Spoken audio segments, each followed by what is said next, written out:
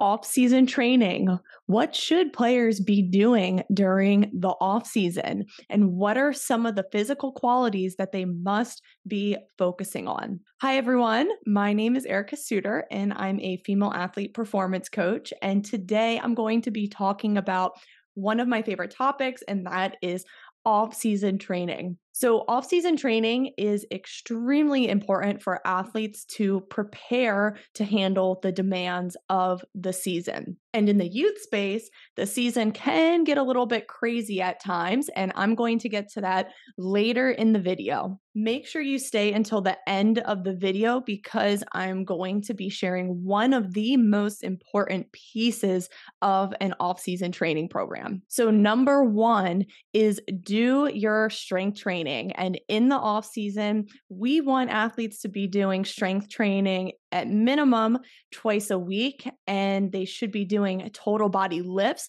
So they should hit all muscle groups, the quadriceps, hamstrings, glute muscles, even the upper body for my soccer players out there. So the strength side of all-season training is to really make sure that athletes are building their muscles up because the muscles are what protect the bones and the joints from the forces in sports. So if the muscles are not strong, then all those forces are going to be going to places we do not want, and that's when injury risk is high. Number two is off-season must have speed training. So speed training is a crucial part because speed is one of the most game-changing physical qualities in female athlete sports. And I have a video on proper speed training in the description below, so be sure to check that out for some extra drills. But speed training should encompass 2 to 3 days out of the off-season program. If you can add that third day, great. But if you can get 2 at a minimum, you are going to get an edge in your speed. Now, the third part of an off-season program is your conditioning.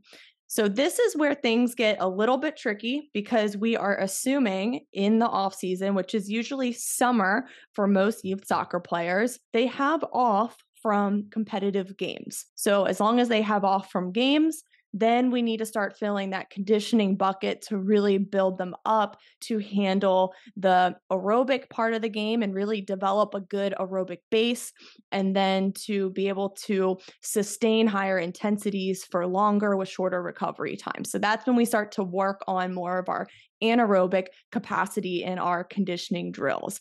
This is why players really need ideally a 3-month off-season program laid out to really build up the mileage in their conditioning, but also the intensity of it. Now, you're going to find this interesting, but we've been looking at data from our high school soccer players who play high school ball in the fall.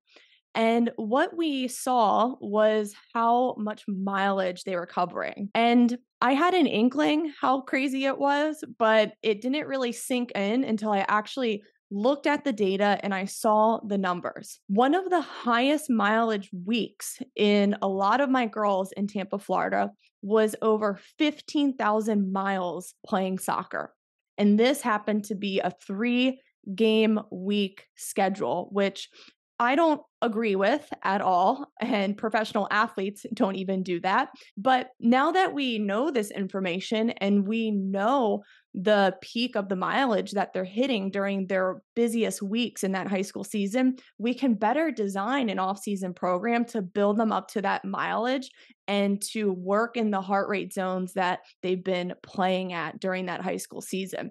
So it's not necessarily the high school schedule that's the problem. It's the lack of preparing for that schedule, for players to handle it. And this is why it is very important that players have that off season so that they can get their muscles strong. They can build up their work capacity with high speed running. They can build up their conditioning with more mileage covered.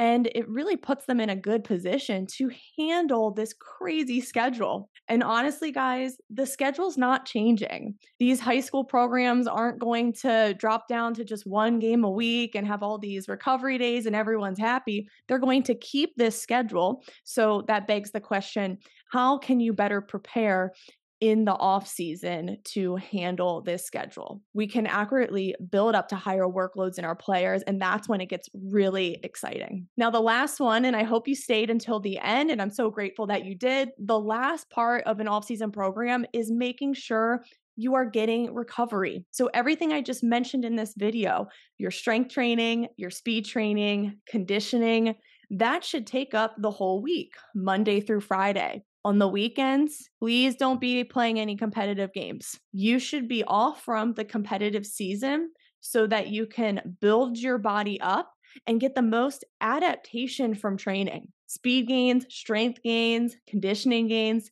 they all happen when you have recovery in your program. But if you're going 7 days a week and just plowing through the summer and still playing competitive games and doing tournaments, then it's really hard to do that amount of volume and do a true off-season program.